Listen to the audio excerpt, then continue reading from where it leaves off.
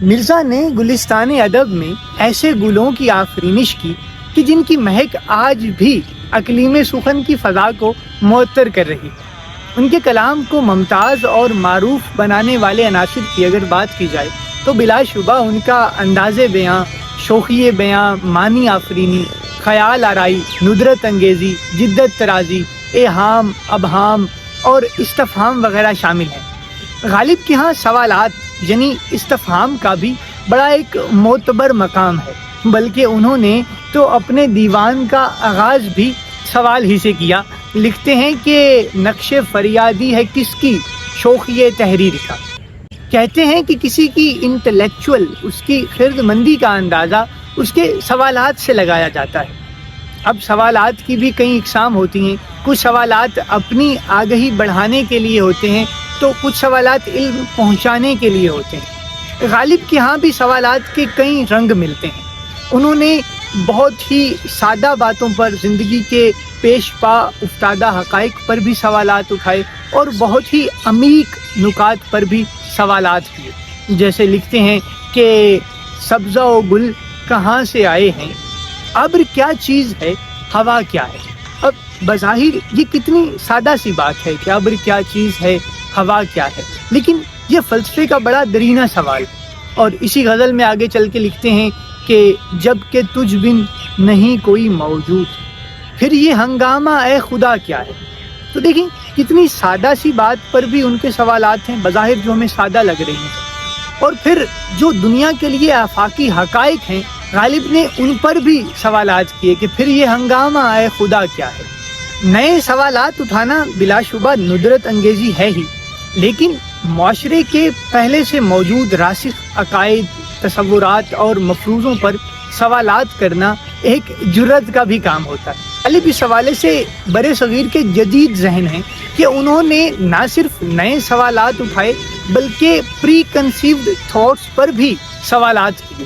کہتے ہیں کہ کیا وہ نمرود کی خدائی تھی، بندگی میں میرا بھلا نہ ہوا، کہ جیسے نمرود کو اس کی خدائی کا کوئی اجر نہیں ملا، بالآخر وہ غرق ہو گیا، تو کیا میری بندگی بھی نمرود کی خدائی کی طرح ہے کہ اس کو بھی اس کا اجر نہیں ملا تھا اور مجھے بھی میری بندگی کا اجر نہیں ملا۔ اور ایک جگہ پہ لکھتے ہیں کہ آپ نے مثنی ضرور کہا ہے تو صحیح، یہ بھی ہے حضرت ایوب گلا ہے تو صحیح۔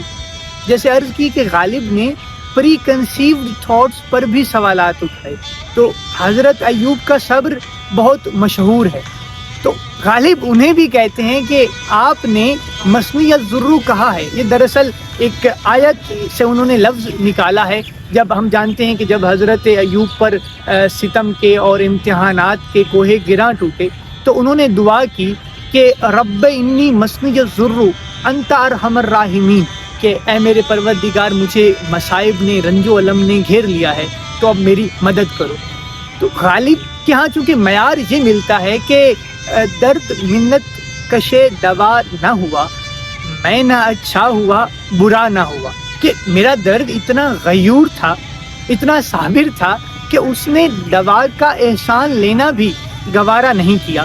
یہی سبب ہے کہ میں نہ اچھا ہوا برا نہ ہوا۔ اسی بات کے معیار کو وہ ایک زینہ بنا کر حضرت ایوب پہ سوال کرتے ہیں کہ آپ نے مثنی ضرور کہا ہے تو صحیح، یہ بھی ہے حضرت ایوب گلا ہے تو صحیح۔ غالب کے سوالات اور پھر ان کی شرارت دیکھیے، کہتے ہیں کہ کیوں نہ فردوس میں دوزخ کو ملا لیں یارب، سیر کے واسطے تھوڑی سی فضا اور صحیح۔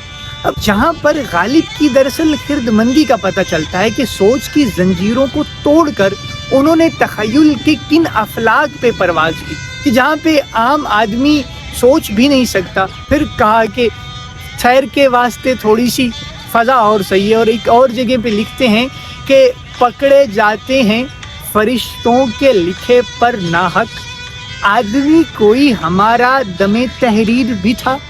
دم تحریر یعنی لکھتے سمے، کہ کرام کاتبین انسان کا اعمال نامہ تو لکھ ہی رہے ہیں، لیکن کیا ان کے لکھتے ہوئے ہمارا کوئی آدمی بطور گواہ بھی تھا؟ اب یہاں پر اس سوال میں غالب کی عقل مندی تو بلا شبہ یہاں ہے ہی، لیکن ان کے ہاں جو انسان کی عظمت کا معیار ہے وہ بھی بڑا واضح طور پہ ملتا ہے۔ وہ جون نے کہا تھا کہ سب خدا کے وکیل ہیں لیکن آدمی کا کوئی وکیل ہے۔ غالب کہتے ہیں کہ آدمی کوئی ہمارا دم تحریر بھی تھا۔ آدمی کو کتنی فضیلت اور فوقیت عطا کر دی غالب نے۔ غالب کے کچھ سوالات میں بڑا ایک حسین ٹویسٹ بھی آ جاتا ہے۔ لکھتے ہیں کہ تم ہو بت، پھر تمہیں پندار خدائی کیوں ہے؟ پندار خدائی یعنی خدائی کا گھمنڈ، نشہ، غرور، فخر۔ تم تو انسان ہو، پھر خدا جیسا گھمنڈ کیوں کرتے ہو؟ لیکن اگلی ہی بات پہ وہ اپنے محبوب سے ہم کلام ہوتے ہوئے اس میں ٹویسٹ لاتے ہیں کہ تم خداوند ہی کہلاؤ، خدا اور صحیح۔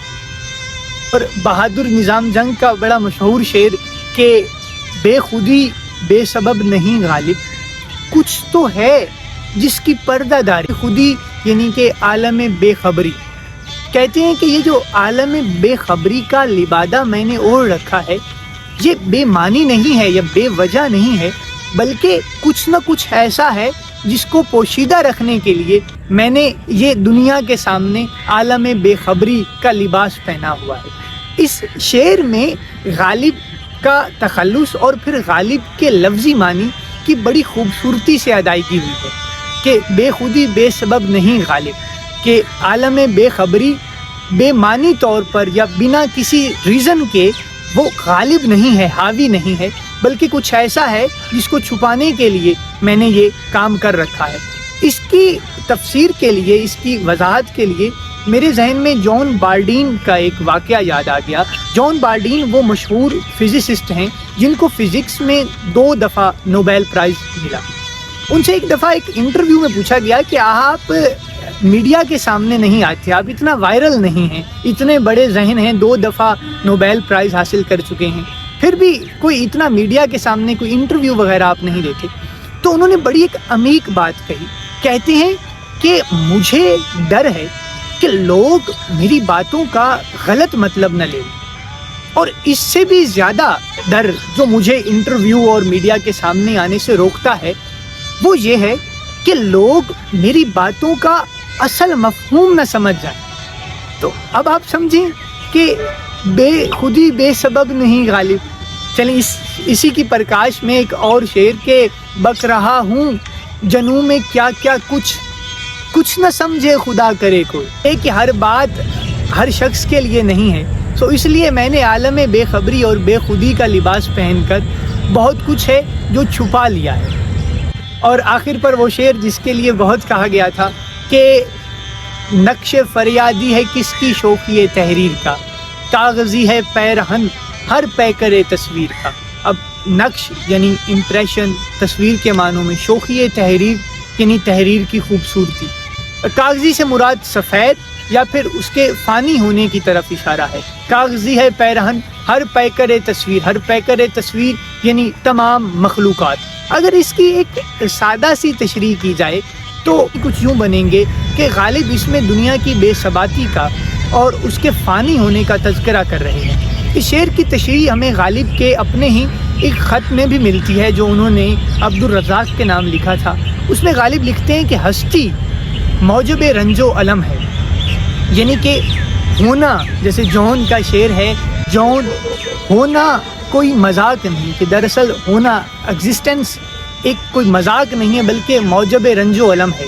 تو سادہ سے معنی اخذ کیے جائیں اس شعر سے تو وہ یہی بنتے ہیں کہ غالب اس میں دنیا کی بے ثباتی کا ذکر کر رہے ہیں۔ لیکن اگر اس کے تمام الفاظ کو ہم ذرا مزید ان کے قلب تک رسائی حاصل کرنے کی کوشش کریں اور اس شعر کو اس ذیل میں دیکھیں کہ یہ شعر غالب کے دیوان کا پہلا شعر ہے اور اس کے بعد ایک قرآن سخن کھل رہا ہے، تو پھر اس شعر کے معنی بالکل نئے نمودار ہوتے ہیں۔